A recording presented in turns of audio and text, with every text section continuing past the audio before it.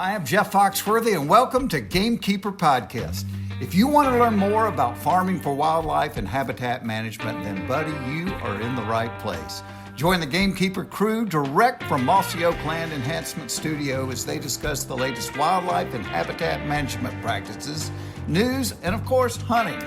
There's no telling what you'll learn, but I'm going to tell you, I bet it's interesting. Enjoy. We're live in 3, 2, 1. Okay. All right. Thank you, Jason. We got the old producer sitting there at the board, Jason Cleveland. Good to have you back, Cleveland. From the land of the Cleve, wherever that is. Yeah, the old George Bush bullhorn standing over 911 there. Yeah, Jason, something else. Yes, sir. Yeah. So, look, today this is going to be really interesting. Something that we all enjoy shooting doves. It's one of our favorite I'm looking at Toxie. I'm looking at Bobby. I like shooting doves. Bobby is completely obsessed and mesmerized by it. Have you ever noticed how he always ends up at the best spot and beats everybody to it? No, I've never noticed that. Not in my place, he doesn't. No, I've never noticed that, Dudley. So we're going to talk about planting sunflowers. And, it's, as you mentioned a few minutes ago, it's probably past time. But well, it depends on what you're doing with it. I mean, it's probably late for the opening day of dove season, sure. That's exactly right. However, there's a lot more.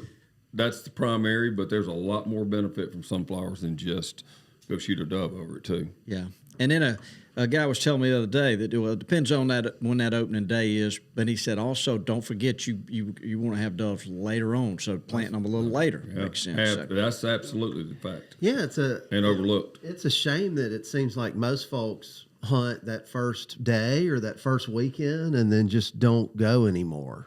That's a national statistic that most people hunt that first weekend and that's it. And it's honestly so much more fun a little later. Cooled off. Yeah, it cools off. It's better on the dogs. Better on the dogs. Yep. Actually, less people competing with them with less dove fields going on. And so I haven't done it a lot, but I have. The older I get, the more I enjoy it. Later season is incredible, when you can have them. Yeah, sure is. So we've got two guests here today. We've got Twinkie Estes, and he's from Nutrien, if I'm pronouncing that right. That's correct. Twinkie went to Mississippi State. He's been in ag a long time. You're a character around here. We see you hanging around all the time. But we're going to get some knowledge from you about sunflowers. Yes, sir. But thank you for being here. We ought to hit the horns for Twinkie if we could. Yeah. All right. And then on the other end of the couch, we don't need to hit the horns on this one in a big way. But we've got Clay Davis, who is typically he is our automotive service specialist. He works on everything around here, but he's got some knowledge on planting sunflowers. He is the Mossy Oak Swiss Army knife. Yeah, that's a good way. So let's hit the horns for Clay. Might as well. Yeah, as many times as he's bailed you out, and you won't hit the horns. I know. I had a flat. When I look at Clay, though, I just know something. He's up to something mischievous. Commonly, if anybody here, he gets a call from anyone who's like, Clay, I've got a problem.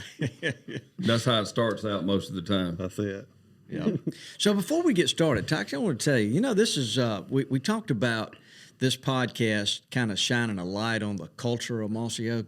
And people kind of get to see a little glimpse into the window what it's like. Twinkie, you've been around here, you know what it's like. But yesterday I had a really odd experience yesterday.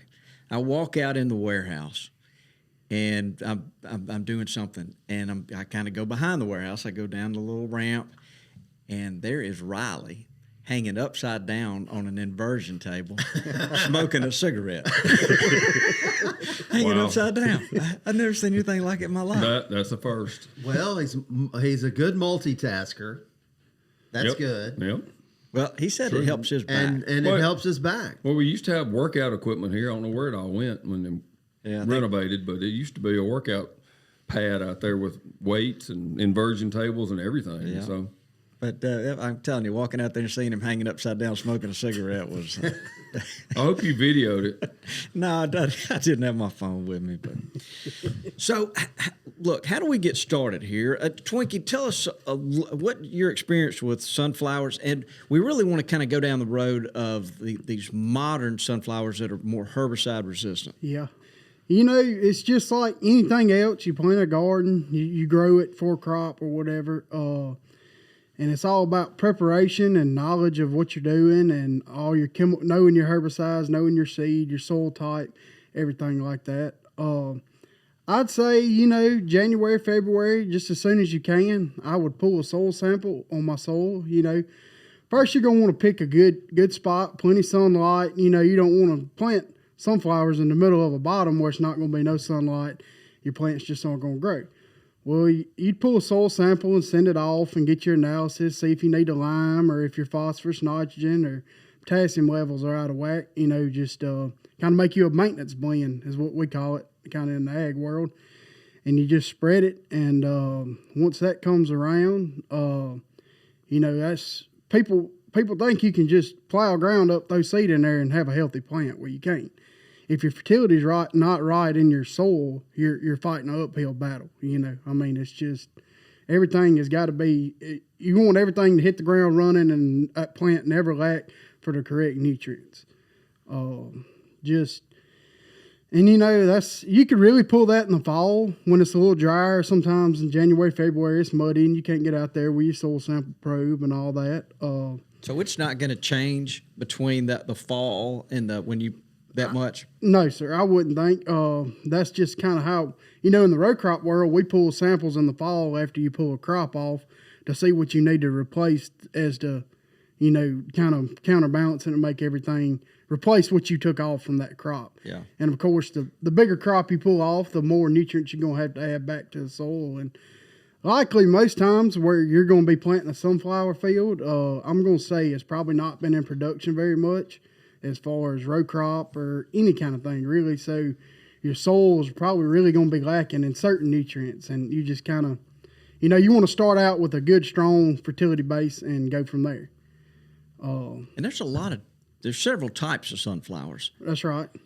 What are y'all having the most success with? We use a brand called Dynagrow Seeds, Game Plan sunflowers. They're Clearfield sunflowers, and they're kind of bred for this part of the world. And it's Clearfield means that you can spray over the top. There's a chemical called Beyond, which the active in it is a mazamox, and that plant is bred to be able to spray that chemical over the top of it for your weed battle and all that. That's one of the magic chemicals of game keeping for me, because Mazamox. Yes, Yeah. from the day I became aware of it and tried it, because even if you just take something that's grown up out there and you spray the same formula we spray on sunflowers, you're going to turn just bare ground into more productive, because it typically it kills very few forbs and almost no legumes, but everything else. So you'll kill broadleaves that Roundup won't even kill. Mm-hmm. So the combination of that with like clethodim, a great grass killer,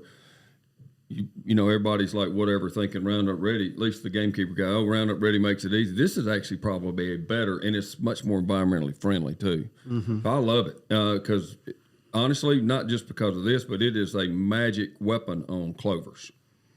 Absolutely. Yeah, the other trade name is Raptor.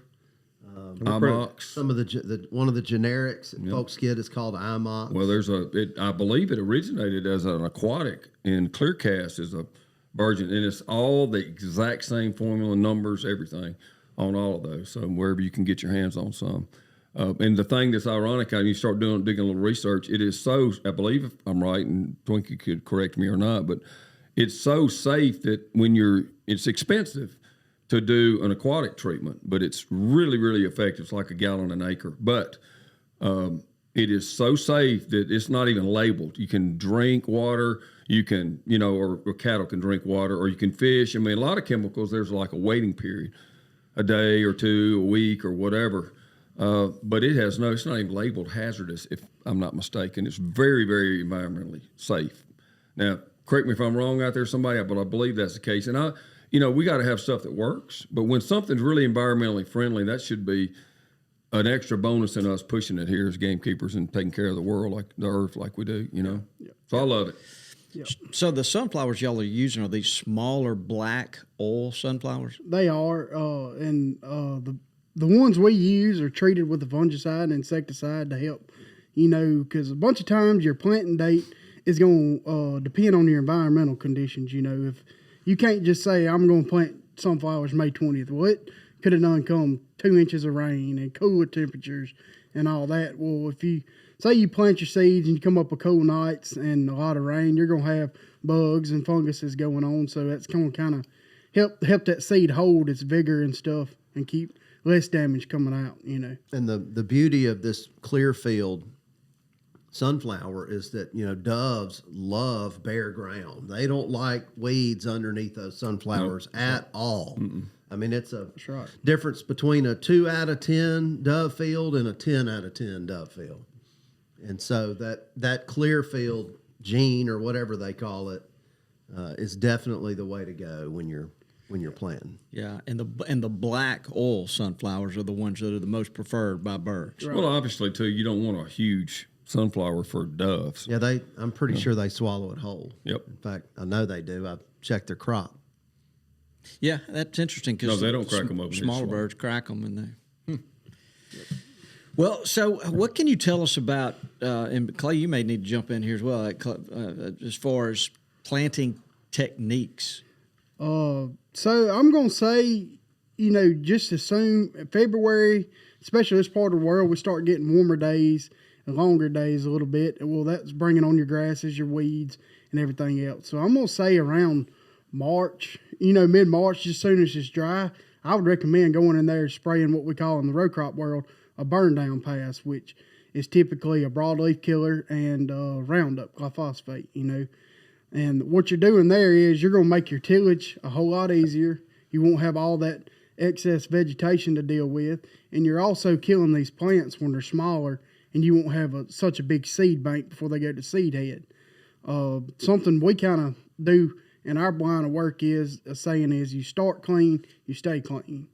So that's, how Dudley, how you were talking about you wanted a clean, doves love a clean field. Well, say you plant sunflowers and you get a seed bank come up and grass, well, you don't have your clean field there. Mm-mm. So, a bunch of people, when we use a bunch of pre-emerges, and when you say, when you tell somebody to go spray a pre-emerge, they're like, well, it's clean out there. Well, yeah, what you can see, but you don't know what seed has done got under since your tillage and all that. And all it is waiting on is a rain to sprout, and then, you're behind the 8 ball on that deal. Kind of a recipe we use is, like I said, March, I'd say do a quart of Roundup to the acre and a quart of 2,4-D with a crop oil at 1%. The crop oil is going to kind of heat it up and make everything stick. You're going to get a good kill, and that's going to, it's still early there, so you're going to have 2 to 3 weeks to kind of make sure your equipment's ready, kind of unlike our partner over here. He's last minute man. But anyways. So you mix those two chemicals? Blame a lot of his problems on me. I'm the one last minute passing it down too. So did you say, by the way, did you say a quart of 2,4-D? You can't. 4-pound material. Okay. Because, I mean, wow. So you got to think at this. Always been a pint guy on 2,4-D. No, quart. You want to take care of it. Yeah, but y'all are mixing this with right, correct. Right, but so the Roundup won't kill the glyphosate. The glyphosate is a grass killer, and your 2,4-D would be your broadleaf. There's killer. so many broadleaves. It's labeled as a non-selective, but it's weak on some of the pig weeds and things that you really don't want in any kind of ag field. Yep. There's a bunch of resistant, and stuff's coming on that's resistant too. And a big problem we're running into now is Italian ryegrass that glyphosate will not kill. I mean, you can, no matter how hot you get it, it will not kill it. You think, does it kill it when it's teeny weeny, you think? Like an inch? I don't think so. Wow. We're having to use clethodim. Yeah. Which is a great chemical, but, clethodim has a plant back on corn. So when corn's a grass, so when you spray your select or clethodim, you have to take into account how quick am I going to be planting corn. Right. So, how long does that residually last in the soil? Depends on rainfall, So like say we got our field ready, we desk everything and we spray our residual. I'm gonna say you're gonna have around 3 to 4 weeks with it. We add a product called Infuse, which is like a soil profile enhancer, and it's gonna give you another extra week or two out of your residual. And the rain is your biggest factor, because when you spray it, you need rain to put it in the soil and to activate it. Right. Within, I'd say, 10 days, so. Does it matter clay versus sandy loam? It does. The clay soil is going to hold it a little better. The sandier, you're going to get more rain, and it's going to leach. Yes, sir. All this stuff's on the label too. Yep. So Everything. always double check the label. So have you got? I mean, I didn't mention this earlier. You spend your career as helping farmers, Correct. so you're in this row crop world. Have you guys, through your experience, have y'all figured out some formulas for row spacing and seed count per acre, et cetera, that work best for doves? So I'm going to say on the sunflowers, you want to shoot for a population of 23,000 to 25,000 plants per acre. We plant around 25,000, hoping for a 24,000 count stand. And as far as row spacing, I would say at least 30-inch rows. The 15-inch rows are just going to be too narrow, and your plant's it's going to grow up instead of bushing out and putting a head on. So I would say 30. A common row spacing in the row crop world is 38-inch or 30-inch rows. Either of those two would be optimal. And you can broadcast sunflowers. It's just, it kind of gives me anxiety to look out there and not see a perfect row, and you be able to look down a row and see a uniform plan. Yeah. Stand count. Broadcast works fine, but like you said, it's also nice to have those wider rows, again, more for the bare ground effect. Right. A dove's less apt to land in a bunch of thick plants. Right. Well, you don't hardly get the stand you do. You don't get the volume of head when you broadcast them. They shade each other out. And it's so random. What Clay's talking about, it could be just right, but half of them are too close. And so I've planted sunflowers too thick before, 25 years ago, and they look beautiful, but the seed didn't put any meat in, and we very few, if any, doves used them. I planted a little small area of some about a month ago, and they were looking great till about a week ago, and then overnight the deer just ate every one of them. That's something you see a lot in sunflowers, especially if you're going to plant a sunflower where there's no other kind of food plot, food source, or nothing. First thing they're going for is that sunflower. It'll get up, look good, get about ankle high, and they'll just bite the tops out of it. I mean, they'll do it at all sizes. I've seen them let them get big enough and then take, when the first blooms popped out kind of half the size of your fist, like a knot, they went in and just snipped all the blooms off. Didn't even eat the leaves, just took them all. Yeah. So, I mean. Is that the dough stage they talk about? The doughy stage? I guess. No, the doughy stage is when the seed is first forming on the head, and it's real.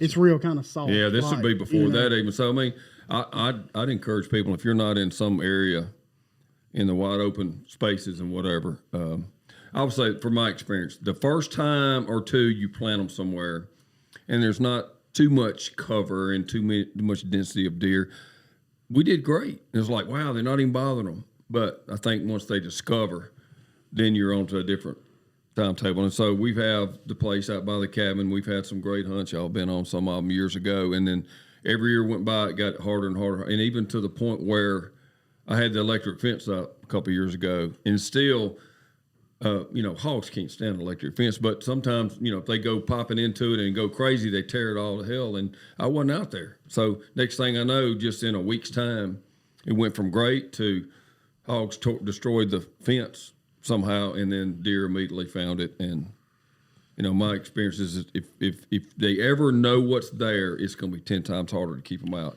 Yeah. If you're going to do it, what I'm getting at, be prepared to protect it. If you're even concerned you have any deer in the area, because if not, you're going to waste a lot of money. It's not that much more to protect it. Yeah. Well, that's another thing. If the deer ever discover it, if you're only going to plant 1 or 2 or 3 acres, you can hang it up. They're going to nip it down. We sprayed some of the toxic stuff the other day, Twinkie and I, and they've eaten them down to the ground. I mean, 2 weeks ago, they were pretty good size. And this is out in the open prairie. Yeah. I think what happened out there is that we hadn't bush hogged any of that grass right below it. There's probably 15, they're bedded 15, down 20 everywhere. acres. There's bedding all in there. Yeah. And the thing about it, they've got a couple hundred acres of soybeans back there that have just come up. They're still eating the sunflowers. So, Twinkie, there's a guy that I know from over in Demopolis named Vandy Collins. A lot of people know him. Incredible guy for dove shoots. That's kind of what his focus is. And he plants these sunflowers that you're talking about, basically exactly what you're saying. And he'll tell you, unless you put up an electric fence, you're not going to have he was telling me the other day that he planted 8 acres for a guy, and I can't remember what it cost to put an electric fence there. It's expensive. I was actually surprised, at least on 2 year ago prices, how cost effective it was per se. With you can buy a 40-acre unit. Now that's not necessarily 40 acres. That's depends how much wire's coming off on it all. But you can reuse them year after year after year. Where other things you'd have to, you'd go through it and be done. Now there's good deer repellents out there too. That's another topic. Yep. He probably knows of some. Yeah. You got some last year from someone, and we've sold some before. And there's one I know they use on beans would probably be real effective. I know some names. I'll let him speak to that. But it might be your best route. I know also Dudley's a big fan, and so is Glenn Garner, works for Jeff Foxworthy, Malagonite. But that's because they can get it dumped and spread it. He said he can spread it for his fertilizer and actually grow a 4 or 5 acre field of soybeans in the middle of all the woods, because deer will not get near it for 30 or more days.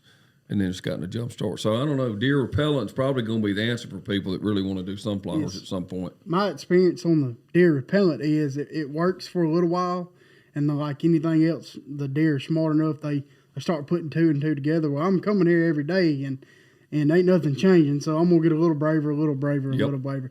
But by doing that, also, you could buy some time.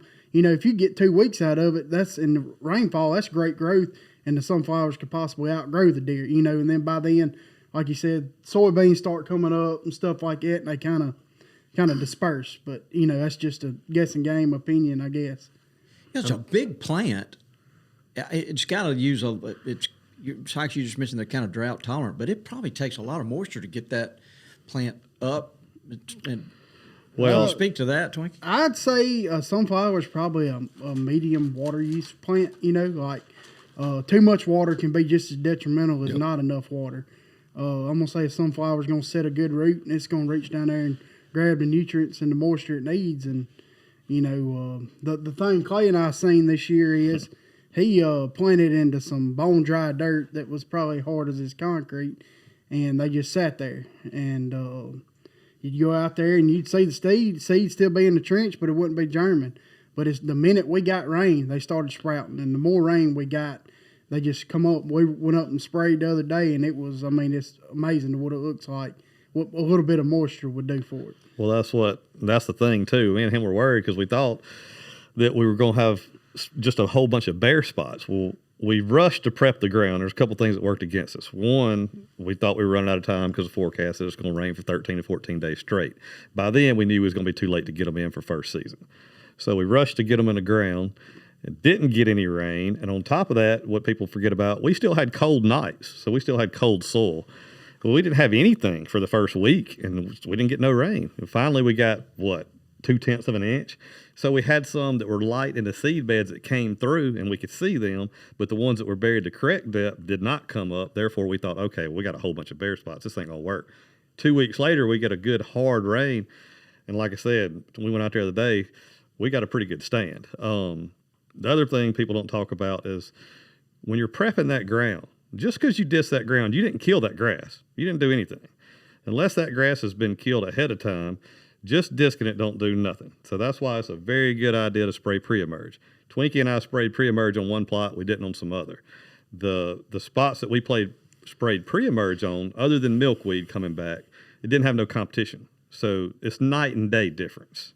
It is. So let's go over this again. You did a burn down. We did not do a burn down. We were so hard pressed for time, and we did not do a burn down pass. But typically you do a burn down. Typically, I'll kind of run you through it here. Typically, you would do a burn down pass in March to kill everything when it's easy to kill a weed in the grass when it's ankle high. So give us a time. You want a month? You want 3 weeks, 6 weeks? Well, how much you want? I would say try to do your burn down 3 to 4 weeks before you plan on planting. So just time out. Dudley is become genius at these no plow food plots now. Yeah. And wouldn't you say the same 3-4 weeks on your burn down for that? I usually 3 or 4 or 2 or 3. Yeah. Because I'm not going to go behind it and disc it. Right. So, Right. But you want it dead and brittle. Dead too. and brittle. Yeah. Yep. Yeah. So after your burn down pass, make sure all your equipment's ready, Clay. Clay goes toxic. I'm a tillage man. I like dirt. No till, no yields. My kind of method. So, and folks think you can go in there and just disc and go in there and plant it.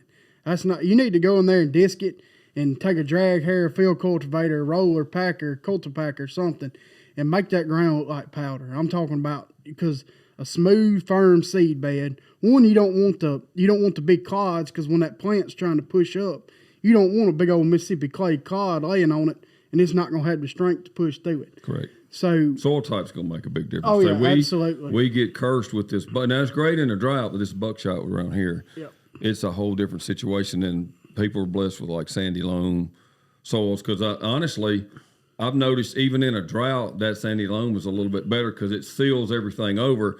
And our heavy prairie, even if we prepped it like he said, we'll still have a few cracks in it unless we have a big rain. So we're in the most difficult soil. Well, he just said something important right there, sealing it over. So here's another thing. We didn't do a burn down, we didn't spray anything. We just went in there with bush hog and we disc, which most people do. You disc that ground, most people think that grass is dead. Well, then you go back and roll it, cultipack it, whatever you do exactly what he did. You sealed that seed right back in that ground. So even if you do spray a pre-emerge, some stuff that's sealed up under it is already planted. It's like it's planted. It's coming up. So that's why Twinkie and I had a problem with milkweed, because we didn't have time. We disked it. We rolled it. We didn't do nothing to replant that milkweed. And you want your seed bed, your field to be really smooth, because what people don't take into account is when you're planting in that tractor, well, if that tractor's bopping and weaving, your planter's not staying down, unless you got all this high-tech downforce and all that. So every time that plant kicks up, you're not getting consistent singulation from your seed, and also the correct seed depth and all that, Another thing to slow down a little bit in planting will help too. Yeah, that's it. You want to, because I'm going to say your average food plot person is going to have a older model planter, so that's at best. At best, so it's not ginning like these high speed planters and all that. Slow down, take your time, let it drop the seed in the correct trench, the correct depth, and you're headed north then. Okay. We've done our burn down. We're skipping around here. Yeah. We've dissed it, prepped it, cultipacked it. Now we've planted it on 30 to 38 inch wide rows. So ideally, everybody thinks rain's coming. I got to get my seed in the ground.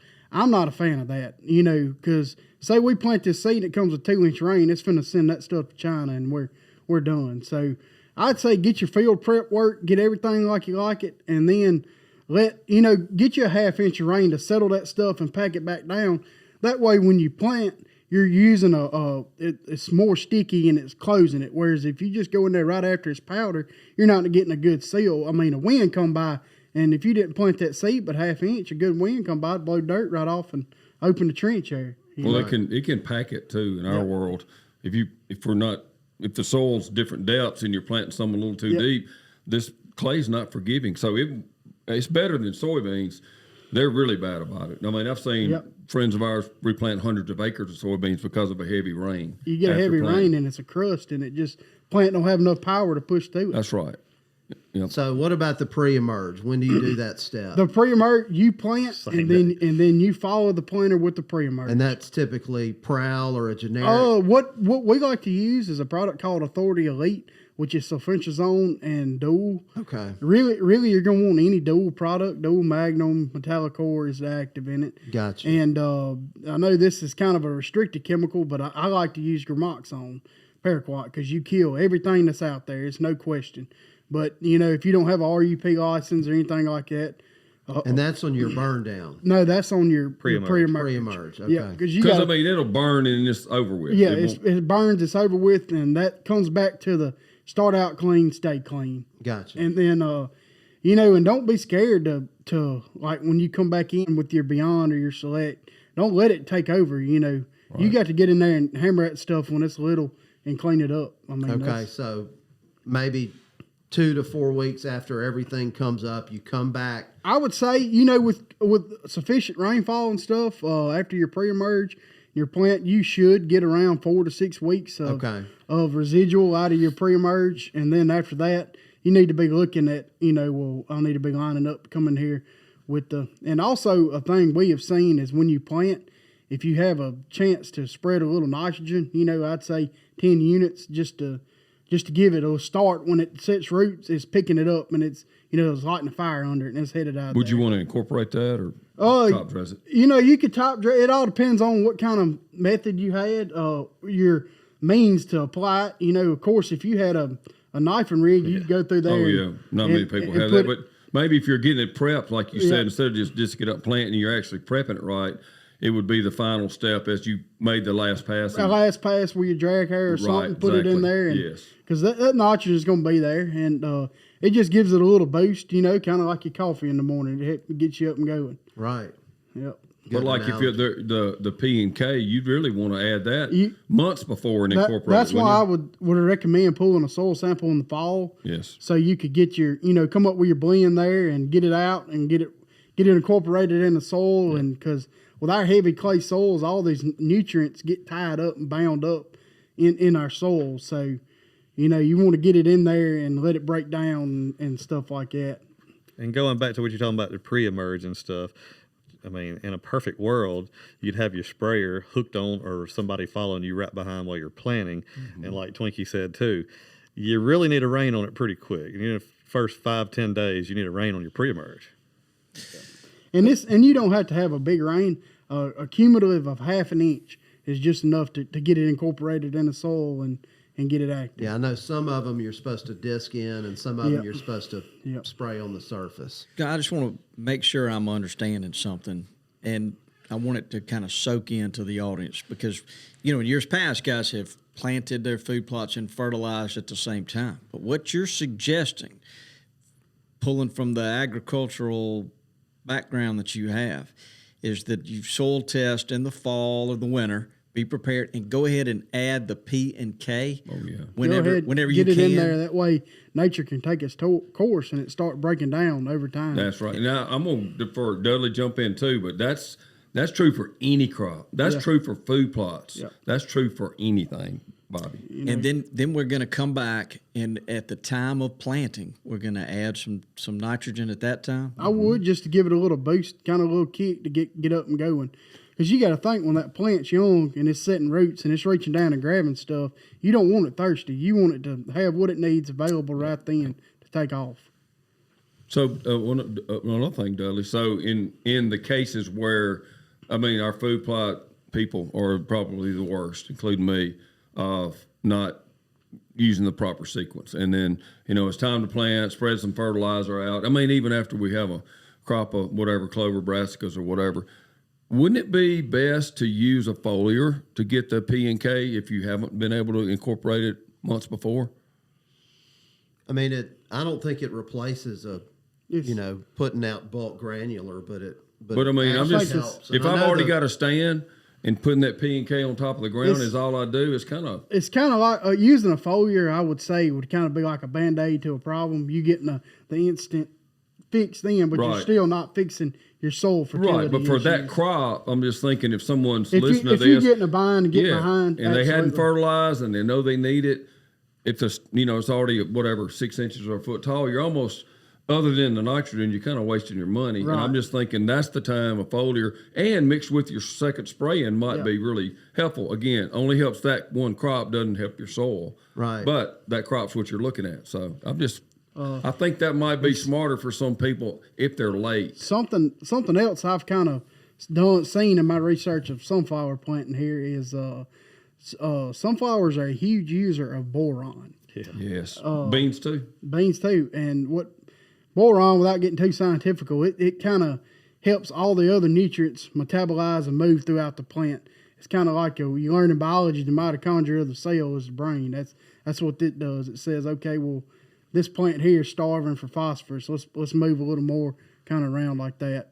And you can get a liquid boron to spray foliar, like he said. Yeah, it's Mix it in the tank. our mean grain's got boron in it. I'm not ready. Yep, it does. Yep. Yep. And it's a very small amount, typically a pound Yep. an acre. So And you know, people, you think of nitrogen, phosphorus, and potassium as your main three nutrients, and they're the livelihood of your stuff. But the macronutrients, in certain soil types, situations, environmental conditions like zinc, boron, sulfur, all that, it can play just a vital role for a healthy plant as anything else. I remember high pH soils being schooled that molybdenum was very important in a higher pH to grow a legume. But I think for the most part, our soil analysis, if you tell them what you're going to plant, it will give you just about all these trace minerals. Just go by and get you a soil sample bag from your extension office, or we offer that service, stuff like that, and pull your soil sample and send it off, and you get a report back, and I can actually plug in your crop, and it gives you a whole blend and everything of what you need for that. Yeah. All the way down to your micronutrients and your lime and all that. Yeah, we've got that. We've got a soil test on our website. It's just a great service. For people to like understand. I said, the soil sampling is probably the most unseen benefit to anything. It gives you, helps your fertility start out good and everything like that. And it's also a step I think that a bunch of people don't do, and it's simply because they don't know. right. Well, I mean, and again, y'all tell me, but it seems that if you go ahead and do that, especially then, you benefit in the future too. You're not having to correct quite so much every year like you would if you just just blindly throw fertilizer out. And if you start out, and you do your soil sampling and you monitor your levels, eventually you get to what you can build your fertility up enough till you do what we call a maintenance blend, and it may be cost a third of what a usual is, because you finally gotten your levels up because they've starved so much to equilibrium, and cheapens up, and it's and then like last year input costs were so high in the farming world, we had customers that because of their fertility levels being so high that they could just put out a maintenance blend and trying to trim a dollar where you can just because. Well, you're talking about starving too. Don't a lot of people go back and get their crops ready in the winter and go ahead and do their fertilizers in and plant a cover crop just simply because every time you diss that ground, you're robbing it? Well, not necessarily. I mean, cover crops, that's a whole different conversation for something else. But no, I'm just talking about putting their fertilizer stuff in the fall time. Yeah, but by putting that cover crop out there, when you spray and kill it in the spring, you're not robbing nutrients. You're putting nutrients back into it. No. I mean, disking it every time. They're going ahead and prepping it so they don't have to come back and disc it again. That's more time consuming to let your bed settle and everything, And incorporating the P and K on ahead of time. That's right. It won't translocate real easy in this clay soil. Yep. I tell you that to do this right, it's a lot of you got to think about what you're doing and be smart about this. That's right. The information's out there. We're giving it now. We're going to publish something. I mean, it's really, and this is where I fall short. Just clear the deck, get you a piece of paper, make notes and a plan, instead of just helter-skelter to go do it. And it makes such a big difference to listen, especially the preliminary details of getting the soil right and, the right prayer modes. He does a great saying, start clean, stay clean. Kind of a recommendation I would have too is don't feel so time pressed. Don't say I've got to plant this date. Well, if you look at the weather and it's still 50-degree nights and you're getting constant rain, well, that's just setting that seed back. So if you can wait 2 weeks for warmer temperatures, better planting conditions, you're 10-to-1 going to have a better stand, faster emergence, and everything's more healthy. Yeah, you're behind 2 weeks, but you got a crop. You don't have a failure. Well, that's the thing too. Like we were trying to get done before May the 1st, and we were trying to beat the rain. In all reality, if Twinkie and I'd have planted 10 days later, it wouldn't have made no difference. It'd have been the plant. Probably would have been better. The plant would actually probably been more head and better and healthier than it is now. So, what if a guy's listening to this right now and he's saying, "Boy, I want to." Is it too late to try some in the Deep South? Well, here's the other thing Twinkie can tell you too. What's the maturity on them sunflowers? Is 92 to 104 days on the variety we planted.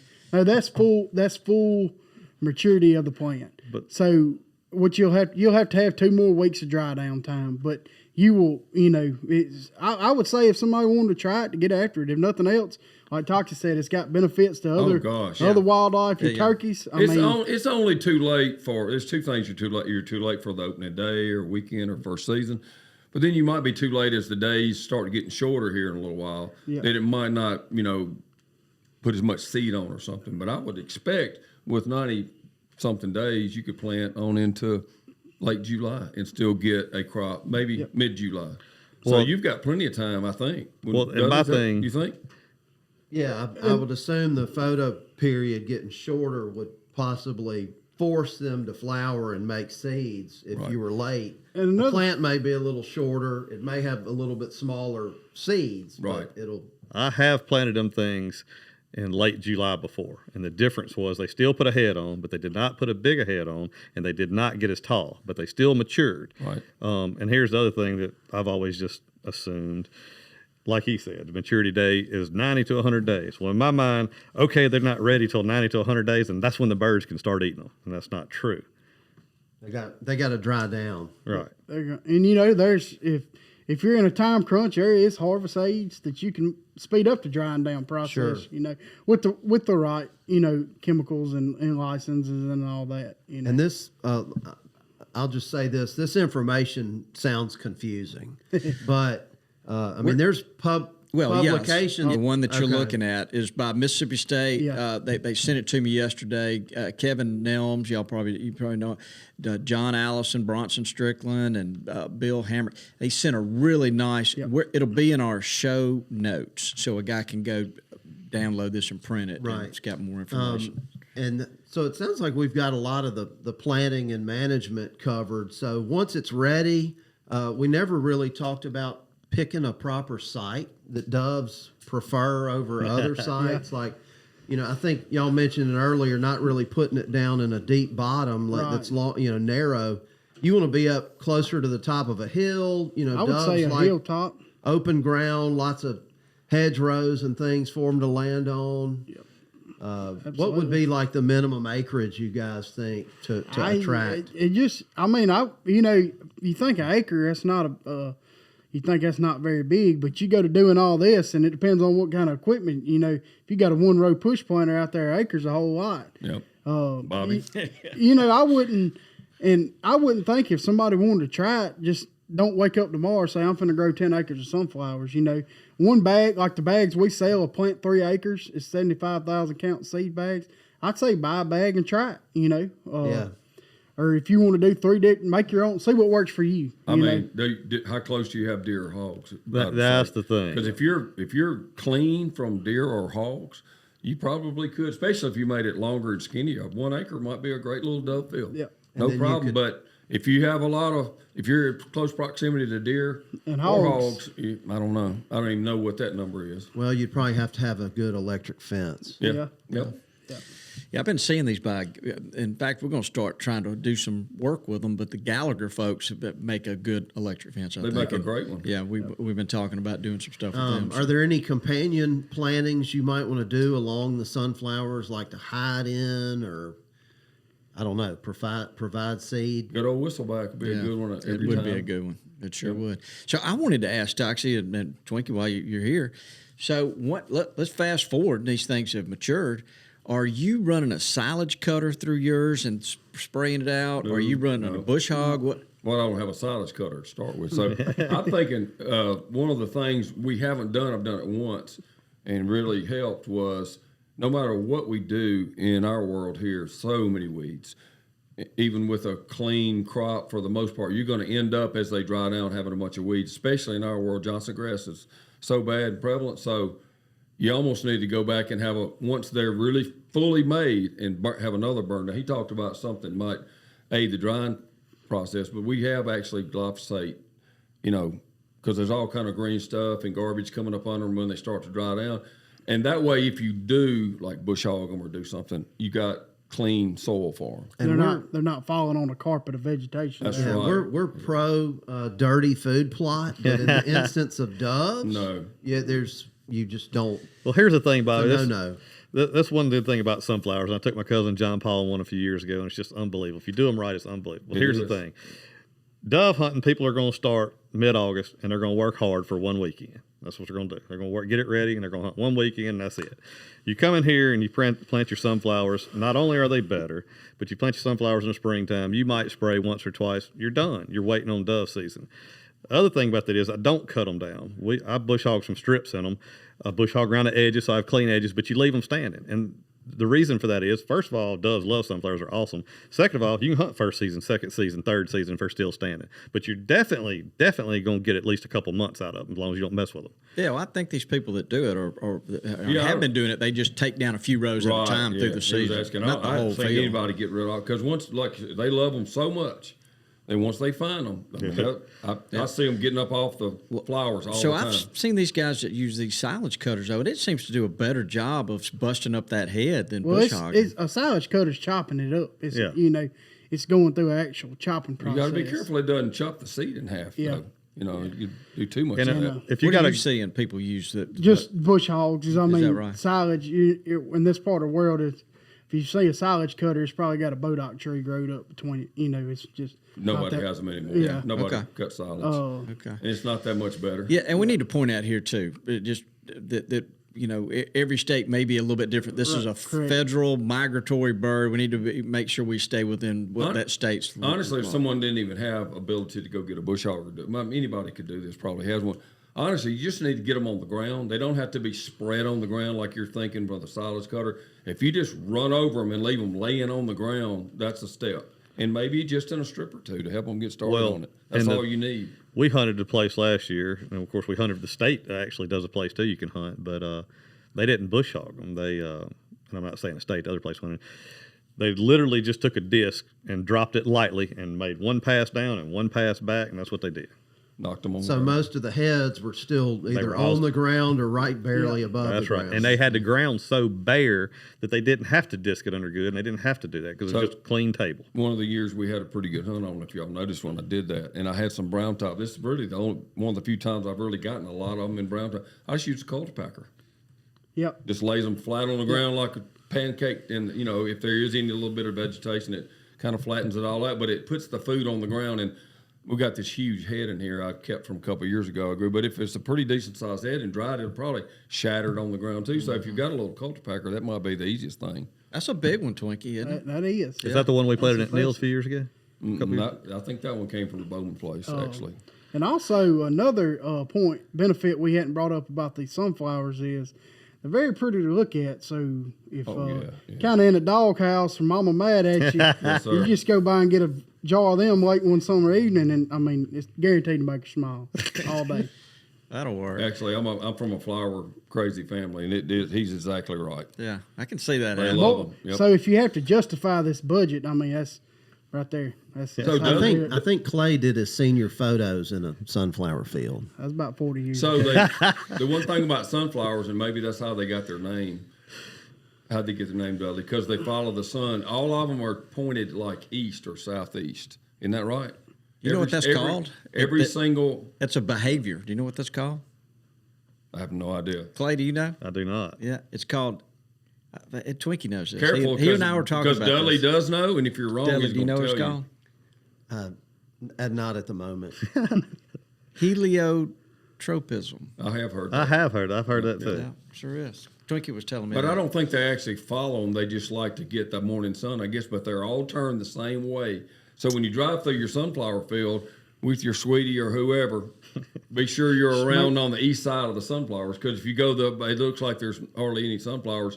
And you go by the other way, it's like a sea of gorgeous yellow. You kind of call that your banker crop. Make sure the end row's clean, bush hog, That's right. Good drive by. The backside, you just kind of let it do what it's going to do. That's a great comment. The banker side. All right, what else do we need to ask about this? I'm ready to go shoot some doves. Well, the only other thing I think you should post when you post that stuff too, because most people won't look at it, because me and Twinkie had to take a second look at it the other day.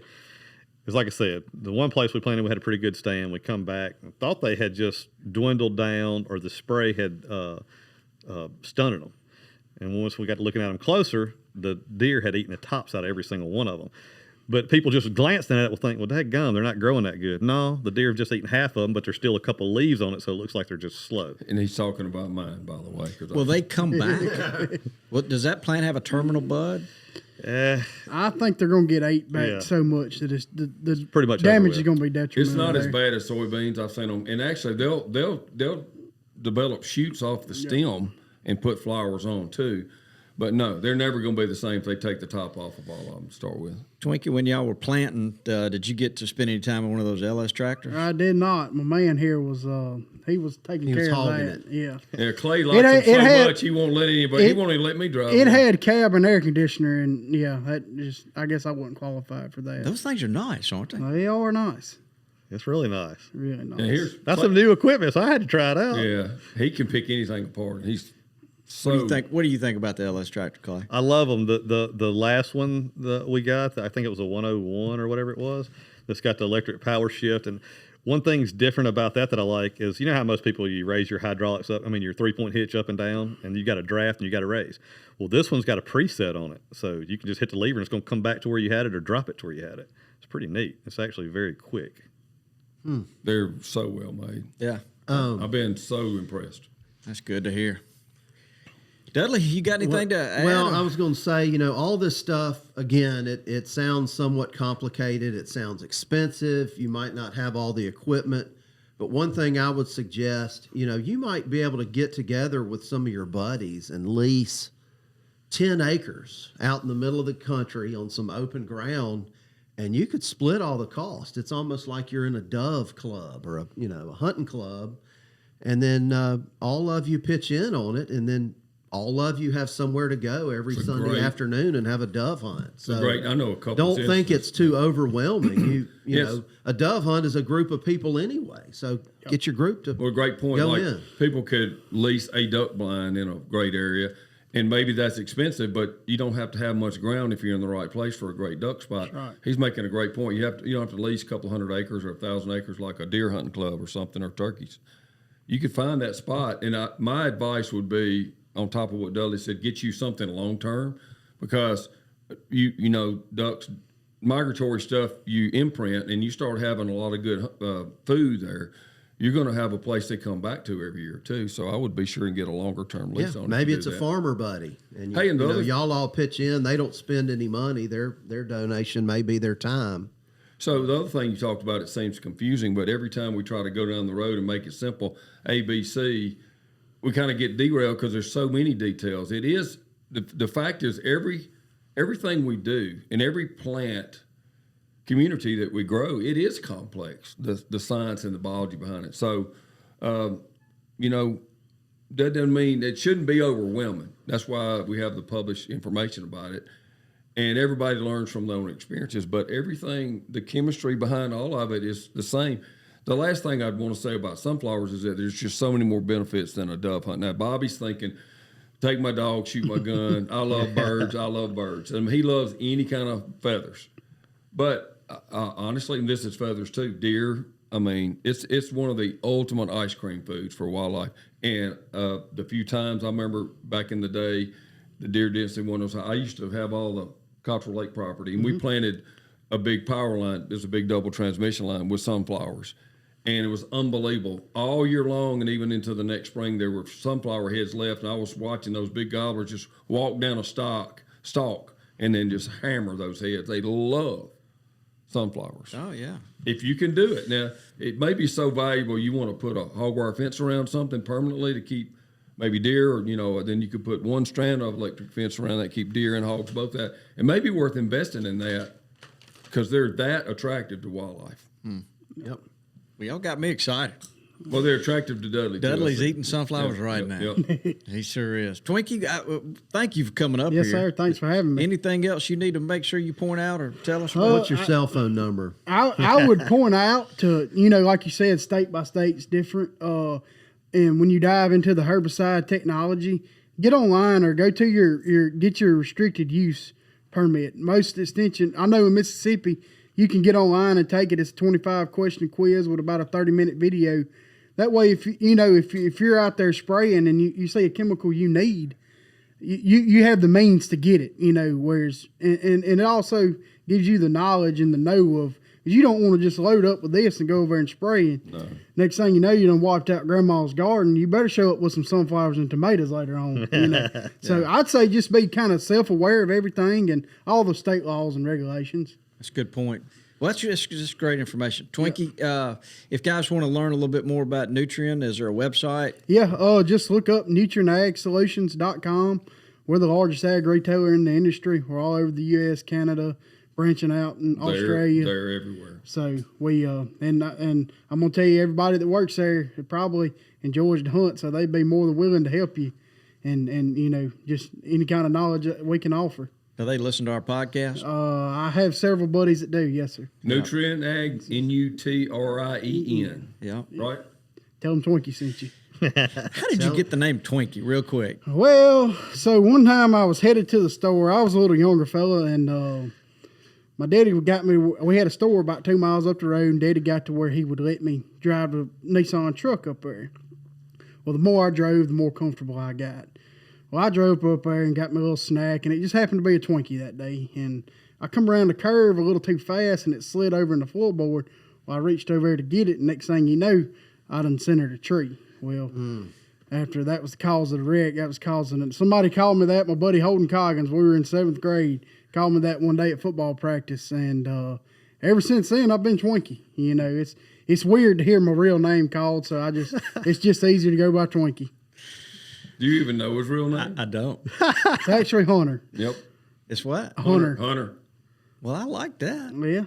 Only time he played ball with Daniel Neal, baseball, football, all that stuff all the way through. And the only person I ever heard him call him Hunter would be like his mom when she was mad at him. Hunter, you shouldn't have dropped that ball. Or Hunter, get over here. Everybody was Twinkie. It's been Twinkie ever since. Yep. I ain't even heard John call you Hunter. It's always Twinkie. Yep. I've been called worse, so. Well, Twinkie, we appreciate you being here. Thank y'all for I've seen having you us. around. We always talked. I never knew your name, but you're the name your mother gave to you, but it's a good one too. But thank you for being here and for what you do and the input. Look, guys, this can't be real hard. If Clay can do it, anybody can do it. Absolutely. I'll remember that next time you call me. Toxie, I'm looking forward to next dove season now. Oh, yeah. Well, we're trying. So Clay will tell you, especially for working with me, the only way we learn stuff is go out there and screw it up enough, and that'll teach you to not, cut corners or whatever. Take your time and do it right. Trial and error. Yeah, it will. So Dudley, this thing, Mississippi State sent us, Bronson sent us this Mississippi State Extension Service on growing sunflowers. It'll be in the show notes. I'm just reminding everybody again, and Dudley got it printed out. It's really informative. It is. Bronson, he's always takes care of us. Oh, So. he's amazing. All right, guys, this one went a little longer than I thought it would, but there's some great information. Yes, sir. Yeah. And we appreciate it. So why don't you say goodbye, Dudley? Goodbye, Dudley. Get us out of here, Cleve. Thanks for tuning in to this week's episode of the Gamekeeper podcast, and be sure to tune in again. Subscribe to Gamekeeper Farming for Wildlife magazine, and don't miss the Mossy Oak Properties Fistful of Dirt podcast with my good buddy, Ronnie Cuz Strickland.